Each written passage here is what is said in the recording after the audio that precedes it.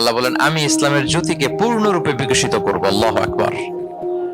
এটাকে কেউ ঠেকাতে পারবে না। তাহলে ইসলামের বিজয় অবশ্যম্ভাবী। এটা হচ্ছে আজকের আমার আলোচনার টপিক, যে ইসলামের বিজয় এটা অবশ্যম্ভাবী, অ্যাবসলিউটলি অ্যাবসলিউট, এটা হবেই। এটাকে কেউ ঠেকাতে পারবে না। ওয়াদাটা কার বলেন তো? সবাই একটু আওয়াজ করে বলুন, ওয়াদা কার?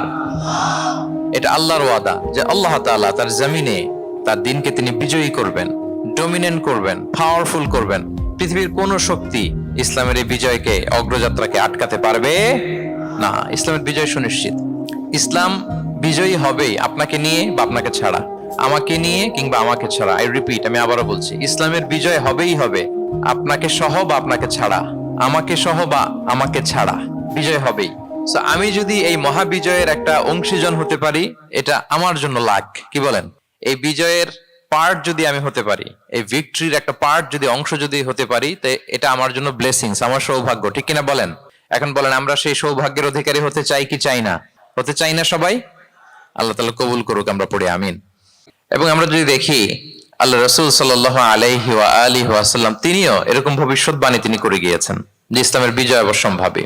মুসনাদ আহমদ ইবনে হাম্বলের হাদিস তিনি বলেন, লা ইয়াবলুগান্না হাযাল আমরু মা বালাগাল লাইলু ওয়ান নাহার ওয়ালা ইয়াতরুকুল্লাহু বাইতা ওয়াবার ওয়ালা মাদার ইল্লা আদখালাহুল্লাহু হাযাদ দ্বীন। এই দিন ইসলাম, এই লা ইলাহা ইল্লাল্লাহর বাণী পৌঁছে যাবে গোটা বিশ্বব্যাপী। যেখানে দিন হয়, রাত হয়, দিন রাত্রির আবর্তন পৃথিবীর যেখানে ঘটে, সেখানেই কালেমার বাণীকে পৌঁছে দিবে কে?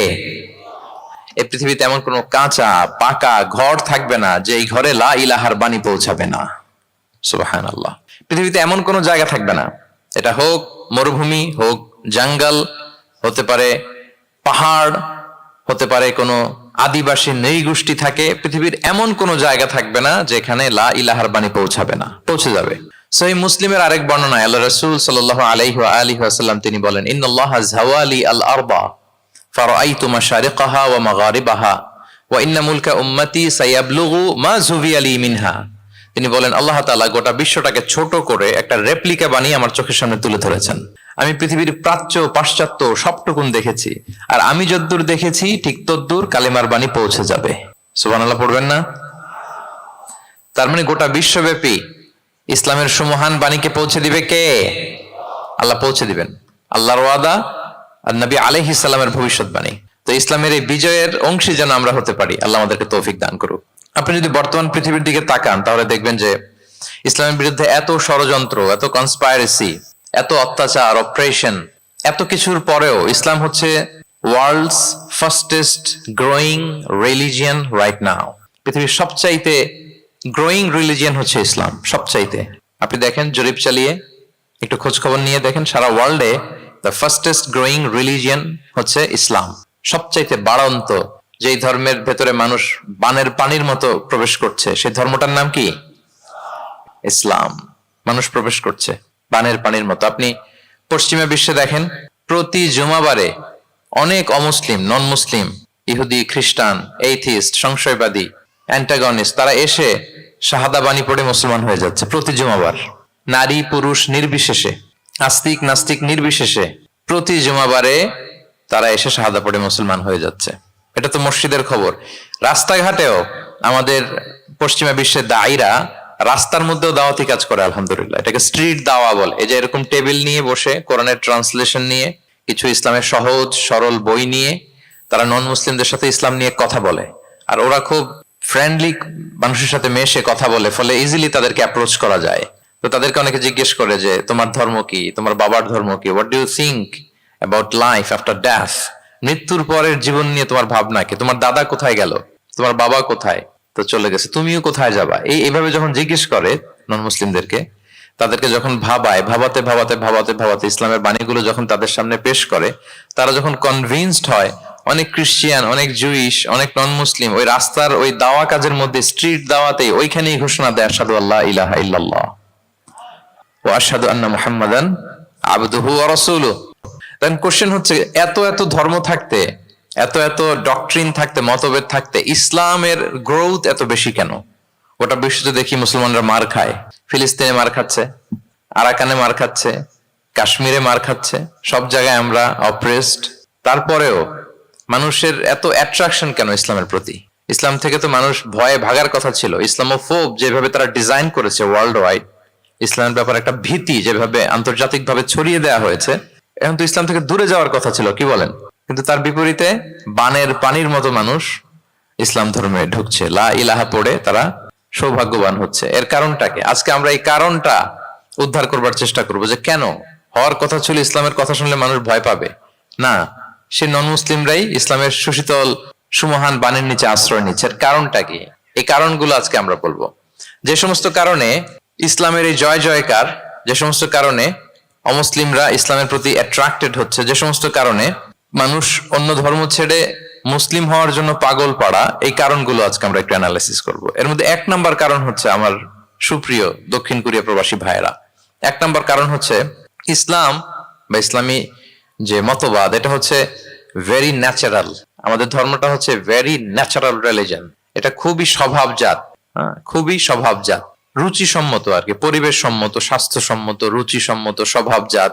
এটা মানতে, শুনতে, বুঝতে খুব সহজ, এটা আমাদের জীবনের সাথে খুব যায়। আরবিতে এটাকে বলে দিনুল ফিতরা। কি বলে? দিনুল ফিতরা, মানে এটা ফিতরাতের ধর্ম। এই ধর্মের উপরই মানুষকে আল্লাহ তাআলা তৈরি করেছেন। এটা যখন সুন্দরভাবে কারোর সামনে প্রেজেন্ট করা হয়, এটা তার কাছে এলিয়েন মনে হয় না, বরং বেশ আপন মনে হয়। এর কারণ হচ্ছে রুহের জগতে আমরা এরকম একটা কনফারেন্সে জয়েন করেছিলাম। সাইয়েদনা আদম আলাইহিস সালামের পৃষ্ঠদেশ থেকে যারা আমরা বনি আদম হয়ে পৃথিবীতে আসবো, তাদের রুহগুলোকে একত্রিত করে আল্লাহ এরকম একটা কনফারেন্সে কভেনেন্ট করেছিলেন, চুক্তি। তিনি আমাদের জিজ্ঞেস করেছিলেন যে আলাস্তু বিরাব্বিকুম, আমি কি তোমাদের রব নই? আমরা তখন স্বীকারোক্তি দিয়ে এসেছিলাম, আমরা বলেছিলাম ক্বালু বালা শাহিদিনা, হ্যাঁ আপনি আমাদের রব। তার মানে রুহের জগতেই আমরা আমাদের রবকে চিনে এসেছি, ইসলামকে চিনে এসেছি রুহের জগতেই। ফলে দুনিয়াতে যখন কেউ সুন্দর করে কোন অমুসলিমের সামনে ইসলামকে পেশ করে, প্রেজেন্ট করে, তার কাছে ইসলামকে বড্ড চেনা চেনা লাগে, ইসলামকে বড্ড আপন আপন লাগে। কারণ ইসলাম তার কাছে নতুন না, সে তো অনেক আগে ইসলামের সাথে পরিচিত হয়ে এসেছে। সুবহানাল্লাহ, রুহের জগতেই সে ইসলামকে চিনে এসেছে, ইসলামের সাথে একটা ইন্টারাকশন তার রুহের জগতেই ছিল। ফলে দুনিয়াতে যখন চমৎকার ভাবে কারোর সামনে ইসলামকে প্রেজেন্ট করা হয়, ইসলামকে তার কাছে অপরিচিত লাগে না, এলিয়েন মনে হয় না, বরং বড্ড আপন আপন লাগে তার কাছে ইসলামকে। ফলে সহজে সে ইসলামকে গ্রহণ করতে পারে। তাহলে এটাকে বলা হয় ফিতরাত। ফিতরাতাল্লাহিল্লাতী ফাতারান নাস আলাইহা লা তাবদীলা লিখালকিল্লাহ। আল্লাহর প্রকৃতির অনুসরণ করো। আল্লাহ বলেন যে প্রকৃতির উপর আল্লাহ তাআলা মানুষকে বানিয়েছেন, আল্লাহর সৃষ্টি কাঠামোতে কোনো পরিবর্তন নেই। তাহলে সবাই এই ফিতরাত ইসলামের উপরই জন্মায়। অন্য হাদিসে আল্লাহ রাসূল সাল্লাল্লাহু আলাইহি ওয়াসাল্লাম বলেন যে মা মিন মাউলুদিন ইল্লা ইউলাদু আলাল ফিতরাহ ফাআবাওয়াহু ইউহাউবিদানিহি আও ইউনাসসিরানিহি আও ইউমাজ্জিসানিহি। মানে সব মানুষ ইসলামের উপর জন্মায়, পরে তার মা বাবারা হয়তো তাকে ইহুদি বানায় বা হিন্দু বানায় বা অগ্নি উপাসক বানায়, কিন্তু তার আসল ধর্ম হচ্ছে ইসলাম। আওয়াজ করে বলেন তো, আসল ধর্ম কি? আসল ধর্ম ইসলাম। সে ফিতরাতের উপর জন্মগ্রহণ করেছে, এমনিতেই বাই ডিফল্ট তার মনটা ইসলামের দিকে টানে। এই পৃথিবীতে যা কিছু ভালো, যা কিছু কল্যাণকর, যা কিছু আমাদের সাথে খাপ খায়, সুইট করে, সহজে সুইটেবল হয়, এটাই ফিতরাত। এটাই কি? ফিতরাত। তো সব মানুষ ফিতরাতের উপর জন্মেছে, ইসলামের উপর জন্মেছে। মেরাজের রাতে রাসূল সাল্লাল্লাহু আলাইহি ওয়াসাল্লামকে দুইটা পেয়ালা দেয়া হয়েছে। তিনি বললেন উতি চুবি ইনা আইন, আমাকে জিব্রাইল আলাইহিস সালাম দুইটা বাটি দিল বা পেয়ালা দিল। ফি আহাদিহিমা লাবান ওয়া ফিল আখারি খামর। এর একটার মধ্যে ছিল দুধ আর একটা মদ। আমি দেখতে পাচ্ছিলাম না কোনটাই কি। আমাকে যখন দেয়া হলো ফা আখাযতুল লাবান, আমি দুধের বাটি নিলাম। তখন জিবরিল আলাইহিস সালাম বললেন আসবতাল ফিতরা, আপনি ফিতরাতটাই নিয়েছেন, মানে যেটা ভালো ওইটাই নিয়েছেন, যেটা আপনার সাথে সুইট করে ওইটাই নিয়েছেন। সুবহানাল্লাহ পড়েন। তাহলে ইসলাম হচ্ছে দ্বীনুল ফিতরাহ, এটা ফিতরাতি ধর্ম, এটা অতিরিক্ত চাপিয়ে দেয়া না, এটাই আমাদের ধর্ম। এজন্য ইসলামকে প্রেজেন্ট করলে আমাদের সামনে সুন্দরভাবে, এটা আমাদের কাছে অস্বাভাবিক মনে হয় না, খুবই স্বাভাবিক মনে হয়, ভেরি ন্যাচারাল মনে হয় ইসলামকে আমাদের কাছে। এটা হচ্ছে ফিতরাতের ধর্ম। এই কারণে অমুসলিমরা ইসলামের প্রতি আকৃষ্ট হচ্ছে, কারণ ইসলাম মানা, ইসলাম বোঝা, ইসলামকে প্র্যাকটিস করা মানুষের জন্য সহজ। এটা স্বভাবজাত ধর্ম তার, এটা ভেরি ন্যাচারাল, প্রাকৃতিক, রুচিসম্মত, স্বভাবসম্মত। এজন্য ইসলামের প্রতি মানুষ আকৃষ্ট হয়। এই পয়েন্টটাকে সবাই বুঝতে পেরেছেন? দ্বীনুল ফিতরা বুঝতে পেরেছেন সবাই? আচ্ছা, এটা হচ্ছে ন্যাচারাল রিলিজিয়ন, এই কারণে মানুষ আকৃষ্ট হয়। দুই নাম্বার, ইসলামের প্রতি এত আকৃষ্ট হওয়ার কারণ হচ্ছে দ্য ইউনিভার্সালিটি অফ ইসলাম। আরবিতে এটাকে বলে আল উমুম, মানে ইসলামের সার্বজনীনতা। ইসলাম হচ্ছে ভেরি ওপেন মাইন্ডেড রিলিজিয়ন। সবাইকে অ্যাকোমোডেট করতে পারে। পৃথিবীতে যত ফেইথ আছে, Islam is more accommodative than any other faith. যে কোনো ফেইথ বা বিশ্বাসের চেয়ে ইসলাম ভেরি অ্যাকোমোডেটিভ, সবার জন্য খোলা। The door of Islam is open for everybody 24/7। যখনই কেউ আসতে চায় ইসলামে, ওয়েলকাম। একজন খ্রিস্টান ভাই যদি বলে যে আমি মুসলিম হতে চাই, তার জন্য কোনো বাধা আছে বলেন? আমাদের পক্ষ থেকে কোনো না আছে নাকি? আচ্ছা, কোন ইহুদি যদি বলে মুসলিম হব, কোনো সমস্যা? কোন নাস্তিক যদি বলে, কোন পাহাড়ি নৃগোষ্ঠী চাকমা যদি বলে, কোনো সমস্যা আছে? কিন্তু আপনি যদি বলেন যে আমার ইহুদি হতে বড্ড মন চায়, আমি এখন মুসলিম তো, আমি ইসলাম ছেড়ে দিয়ে ইহুদি হতে চাই, ইহুদি হতে পারবেন? পারবেন না। যদি জেনে না থাকেন জেনে নেন, চাইলেই কেউ ইহুদি হতে পারে না। ইহুদি হতে হয় বাই বর্ন, জন্মসূত্রে। তাও আবার বাবা ইহুদি হইলে হবে না। কি আজীব তামাশা! মা ইহুদি হইতে হবে। ইহুদি মায়ের পেট থেকে যদি কেউ জন্মায় তাইলে সে ইহুদি। কিন্তু আমাদের ধর্মে এরকম নিয়ম আছে বলেন তো? না। তাহলে ইসলামটা হচ্ছে সার্বজনীন, এখানে কোনো সাম্প্রদায়িকতা নেই।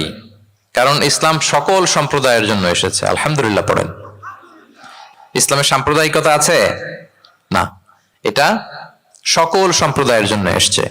যেমন দেখেন, ইসলামের রব আল্লাহ তাআলাকে আল্লাহ কিভাবে পরিচয় করায় দিচ্ছেন। আল্লাহ বলছেন সূরা ফাতিহার শুরুতে, আমরা প্রতিদিন এটা রিসাইট করি, আমরা পড়ি আলহামদুলিল্লাহি রাব্বিল, সবাই পড়েন আলহামদুলিল্লাহি রাব্বিল আলামিন।